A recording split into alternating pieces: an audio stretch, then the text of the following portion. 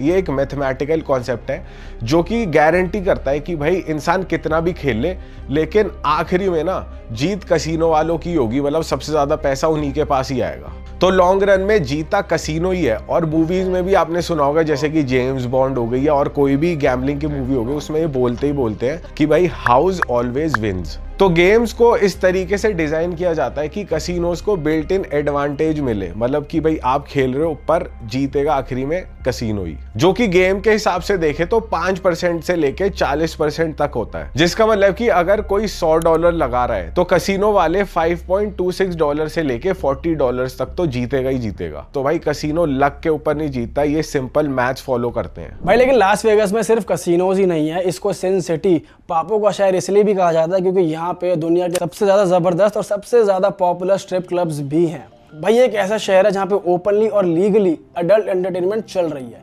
30 से भी ज्यादा स्ट्रिप्स क्लब इस शहर में है। और अगर मैं आपको अपनी बताऊं, जब हम लोग लास वेगास गए थे तो भाई जितनी भी टैक्सीज में हम बैठे थे ना, वहाँ पे हमें हर टैक्सी ड्राइवर ने ये पिच करा, चलो तुम्हें जरा मैं स्ट्रिप क्लब लेके चलता हूँ। और तो और भाई क्लब्स में जाने के बाद ये भी रहता है कि आपको वहाँ पे जाके ड्रिंक ऑर्डर करनी ही पड़ेगी। तो टैक्सी ड्राइवर ने हमको इस तरीके से भी पिच करा कि आपको ड्रिंक लेने के पैसे भी मैं दे दूंगा। और ये हर टैक्सी ड्राइवर इसलिए करता था क्योंकि हर एक टैक्सी ड्राइवर का वहाँ पे स्ट्रिप क्लब्स में कमीशन फिक्स होते हैं। तुम कस्टमर लेकर आओ, हम तुम्हें पैसा देंगे। भाई नेवाडा का एक ऐसा कानून बताने वाला हूँ तुम्हें, तुम हक्के भक्के होने वाले हो। वहाँ पे एक कानून है, अगर आप स्ट्रिप क्लब्स में जाते हो और वहाँ पे अगर अल्कोहल सर्व होती है तो वहाँ पे जो परफॉर्मर्स हैं, वहाँ के जो स्ट्रिपर्स हैं, वो सिर्फ टॉपलेस ही होंगी। अगर आप ऐसे क्लब में जाना चाहते हो जहाँ पे आपको फुली न्यूड स्ट्रिपर्स मिले या फुली नेकेड डांसर्स आपको देखने को मिले, तो वो एक ऐसा क्लब होगा जहाँ पे अल्कोहल सर्व नहीं होगी।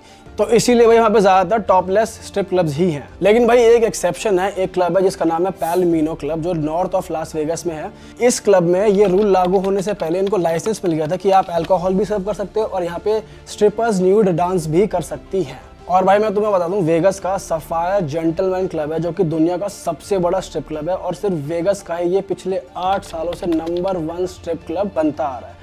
और अगर मैं इसमें स्ट्रिपर्स की बात करूं तो एक रात में 400 स्ट्रिपर्स, 400 लड़के यहाँ पे परफॉर्म करती हैं। और अगर मैं यहाँ पे आने वाले लोगों की बात करूं तो कुछ सेलिब्रिटीज भी हैं जो इसी क्लब में जाना प्रेफर करते हैं। और उनमें बहुत ही बड़े बड़े पॉपुलर नेम्स आते हैं, जैसे कि एक रैपर है 50 सेंट, क्रिस एंजल भी एक सेलिब्रिटी हैं, और अशर जैसे म्यूजिशियन भी इसी क्लब में जाते हुए दिखे हैं। भाई अब तुम ये सोच रहे हो यहाँ पे खर्चा कितना आता होगा। भाई देखो, सबसे पहली बात, खर्चा की तो कोई लिमिट ही नहीं है। लेकिन अगर मैं पर्टिकुलरली सिंगल स्ट्रिपर की बात करूँ, अगर आप एक लैप डांस लेना चाहते हो ना, तो वहाँ पे एक स्ट्रिपर आपसे चार्ज करेगी लैप डांस के $20। और भाई अगर आपके माइंड में ये आता है ना, यार मुझे ना यहाँ पर बैठ के सबके सामने लैप डांस नहीं चाहिए, मुझे एक प्राइवेट रूम चाहिए, वहाँ पर ये लैप डांस देते, तो भाई उसके चार्जेस होते हैं $800, जिसमें से $200 जाते हैं क्लब के पास और 600 आते हैं इन स्ट्रिपर्स के पास। तो आप तुम लगा लो भाई, एक बार एक गाने पे लैप डांस देने के लिए ये स्ट्रिपर कमा लेती हैं $50,000 रुपया।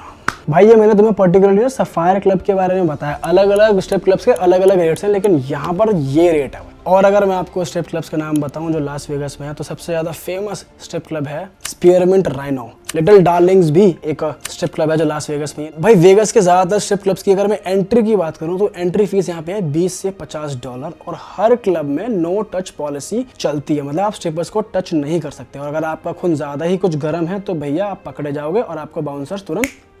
एडल्ट फिल्म इंडस्ट्री का वेगस से बहुत ज्यादा क्लोज कनेक्शन है। अगर एलए के बाद कहीं ऑन वीडियो शूट होती है तो वो वेगस है। एलए में एक कानून पास हुआ था जो ये स्टेट करता है कि शूटिंग के दौरान मेल एक्टर्स को प्रोटेक्शन लगाना मैंडेटरी है। और जैसे ही ये रूल पास हुआ तो इंडस्ट्री का कुछ हिस्सा वेगस शिफ्ट हो गया, क्योंकि वेगस में ऐसा कोई रूल नहीं था और वेगस में किसी की भी प्राइवेट प्रॉपर्टी पे अलाउड था ऑन वीडियो शूट करना, और जबकि लॉस एंजलिस में परमिट लेना जरूरी था। और एडल्ट फिल्म इंडस्ट्री का सबसे बड़ा इवेंट जिसका नाम है AVN एडल्ट एंटरटेनमेंट एक्सपो, ये एक ऐसा इवेंट होता है जैसा कि इंडिया में बॉलीवुड स्टार्स के लिए फिल्म फेयर है या हॉलीवुड स्टार्स के लिए ऑस्कर है, तो ऑन स्टार्स का ये सबसे बड़ा इवेंट है। और इस इवेंट में ऑन एक्टर्स को अलग अलग कैटेगरीज का अवार्ड भी मिलता है, और भी अलग अलग कैटेगरीज होती है जिनका नाम मैं नहीं ले सकता। लास वेगस की यही open adult night life single लड़कों के लिए सबसे बेस्ट डेस्टिनेशन मानी जाती है। और यहाँ पर वो सारी चीजें होती हैं जिनसे लड़कों को दूर रखा जाता है, पर लड़के फिर भी इसी तरफ खिंचे ही चले आते हैं, जैसा कि होता ही है। और वेगस में प्लैनेट 13 नाम की डिस्पेंसरी है जो चरस, गांजा और भांग की सबसे बड़ी डिस्पेंसरी है। तो वही लगा लो किस लेवल के नशे हो रहे हैं यहाँ पर। और आपने वेगस उसकी ये फेमस लाइन तो सुनी होगी, what happens in Vegas stage in Vegas. तो भाई यहाँ पर डेली लाइफ के जो रूल्स है ना वो अप्लाई ही नहीं होते। तो यहाँ पर जो मर्जी करो, जो कैरेक्टर बनना है वो बनो, जो मस्ती करनी है वो करो। वेगस एक तरीके से खुली छूट तो देता है, पूरा फ्रीडम देता है, लेकिन केयरफुल रहना भी बहुत ज्यादा जरूरी है क्योंकि यहाँ पर स्कैम्स भी बहुत ज्यादा होते हैं। अगर कोई इंसान बार में जाता है और उसको कोई लड़की दिखती है अकेले ड्रिंक पी रही होती है, तो भाई उसको अप्रोच मत करो क्योंकि हो सकता है कि वो एस्कॉर्ट ही हो। या फिर अगर कोई लड़की आपके पास बात करने आ रही है स्पेशली, तो भाई पहले से समझ जाओ कि स्कैम हो सकता है या वो भी कोई एस्कॉर्ट हो। और अगर गलती से उसके साथ चले गए और किसी प्रोस्टिट्यूशन स्टिंग में फंस गए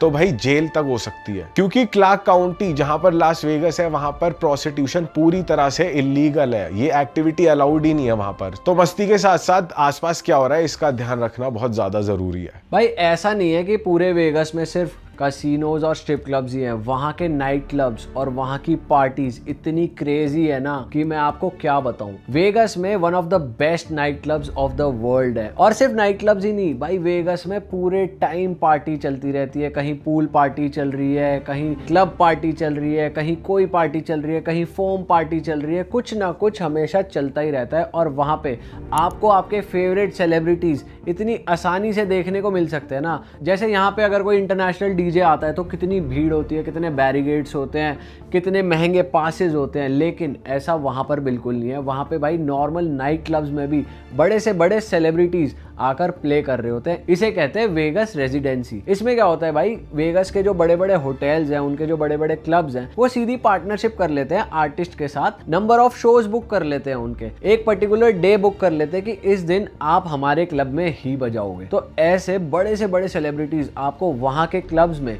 परफॉर्म करते हुए दिख जाएंगे। भाई पहले क्या था, आर्टिस्ट ये सोचते थे कि ये वेगस रेजिडेंसी वाला सीन हम तब करेंगे जब हमारा करियर ड्रॉप हो रहा होगा। लेकिन कैनेडियन सिंगर सेलिन डियोन ने इसको तोड़ा। उन्होंने वेगस रेजिडेंसी तब साइन करी जब उनका करियर एकदम पीक पे चल रहा था। उन्होंने सीजर्स पैलेस के साथ अलग अलग फेज में टोटल 1100 शोज करे भाई। और एक शो की फीस उनकी लगभग होती थी $5 लाख के करीब। एक शो की आप बिलीव कर रहे हो, 1100 शोज उन्होंने करे तो उन्होंने कितना पैसा बनाया। और अगर आर्टिस्ट इतना पैसा बना रहा है तो भाई क्लब कितना पैसा बना रहा होगा। ऐसे ही जेनिफर लोपेज ने भी 2 साल तक प्लैनेट हॉलीवुड के एक्सेस थिएटर में परफॉर्म किया और उनकी फीस थी लगभग $3.5 लाख। तो भाई सोचो उन्होंने भी अपने शोज से कितना ज्यादा पैसा कमाया। ऐसे ही ब्रिटनी स्पीयर्स ने भी प्लैनेट हॉलीवुड के साथ लगभग 4 साल तक शोज करे। उन्हें लगभग एक शो का $4.75 लाख मिलता था। और भाई टोटल उन्होंने वेगस में परफॉर्म करके करीब $10 करोड़ कमाए। भाई ये कितना बड़ा अमाउंट है यार। भाई ये तो हुई सिंगर्स की बात, लेकिन जितने भी वर्ल्ड के बड़े से बड़े डीजेज हैं, चाहे वो कैल्विन हैरिस हो, चेन स्मोकर्स हो, मार्शमेलो हो, और भी जितने फेमस आप डीजेज सोच सकते हो, सब कहीं ना कहीं वेगस में रेजिडेंसी कर रहे हैं या फिर उन्होंने कई बार रेजिडेंसी करी हुई है, 2-2, 3-3, 5-5 साल की। तो हफ्ते में 1, महीने में 2 ऐसे कुछ शोज उनके फिक्स्ड होते हैं जो वेगस में आपको देखने को मिल जाएंगे। अरे वाह, आपने ये वीडियो यहाँ तक देख ली भाई, तुमने हमारी मेहनत सफल कर दिया। तुम ही लोग हो असली रियल हिट। और अगर आपको बहुत मजा आ रहा है ऐसी क्लिप्स में, ऐसी वीडियोस में, तो फटाफट जाइए प्लेलिस्ट पे बिंज वॉच कीजिए, सारी वीडियोस देख डालो और मौज काटो। That is it. हम मिलेंगे नए पॉडकास्ट में, नए क्लिप में। Till then bye bye, see you, take care, do subscribe.